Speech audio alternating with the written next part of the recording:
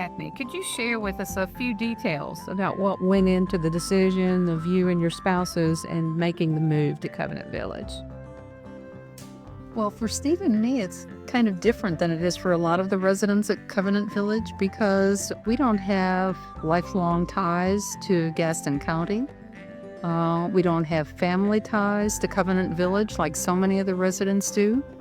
But I worked in healthcare for most of my professional life, and we knew that we wanted to find a top-notch continuing care retirement community or life plan community as our next home. And so we looked in several cities, actually got on 5 different waiting lists, and really didn't ever expect that we'd find our next home within a mile of our current home. But we did, and we're delighted. As of May 12th, we'll be residents in Stonecrest. Daphne, what about for you and Steve? What went into that decision? Well, for my Steve and me, we had got to the point in our life where we really needed to downsize our home. And the question was, do we want to go buy for 10 years or build another house for 10 years? And since Steve's mom was here, we thought, and some ideas came up about different locations to live over here, we thought this would really be the best place for us to go. And then seeing the care that Steve's mom got while she was here was certainly a big factor in our decision. So we'll be in the Knollwood cottages.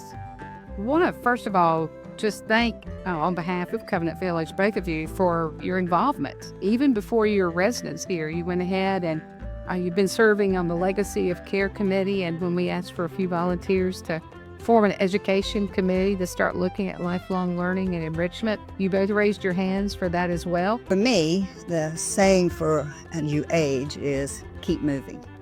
But I would add to that, keep learning.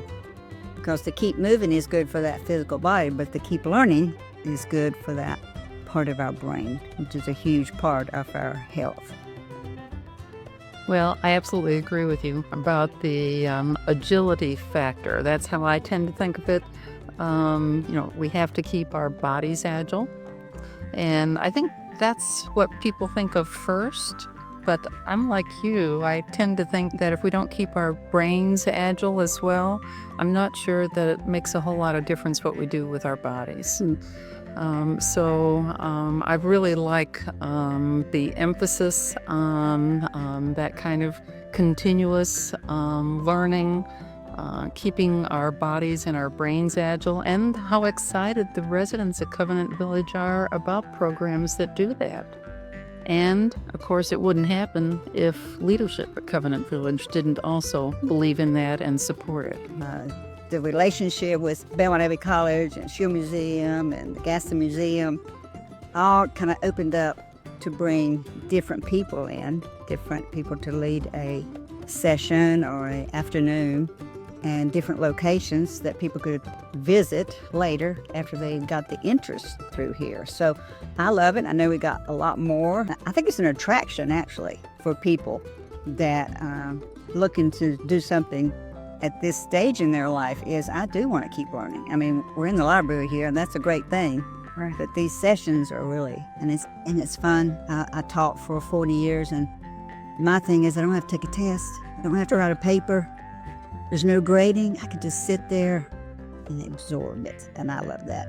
I think about our first and third Wednesday programs, and those are large group format.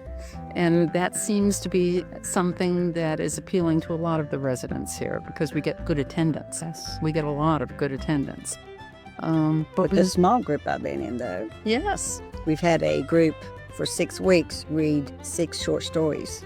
And it was a small group. I think it was limited to 12 to 13 or 14. And Mary Layton did an incredible job of leading us, maybe the first day, and then it pretty much came on us.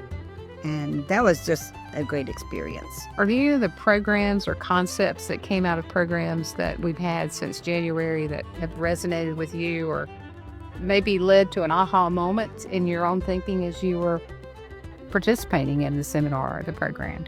Well, the thing we've had this year because of our celebration in America, so it's been cool how you've related. Some of the presentations have had that theme running through it. And for me, it's all been exciting. And the Daniel Stowe Conservancy, is that right? Yes. That if that doesn't make you want to go out there, I don't know what would. So I'm hoping we'll be in the bus ride soon to go out there. Well, we're entering the season of giving, and in conjunction with the establishment of this program back in January, the Lifelong Learning and Enrichment, what are some ways that a donation to this particular program as a part of innovation and enrichment could perhaps help to expand what is currently being done for the future? Well, it's going to be key, of course, to get the right presenters, the right instructors, facilitators, because it could be any of those kinds of roles. And I don't think we can always assume that we're going to have volunteers willing to do that. So in order to have the kind of instructional component to our programs that we want and that we believe the residents want, I think we have to be prepared to compensate people for that, and the same for materials. So I think we have to start planning for that so that doesn't become a barrier to what the committee, but more importantly, what the residents want. Funds for this is only going to be beneficial in the future for everybody here. It's for everybody, not just the residents, but the employees too.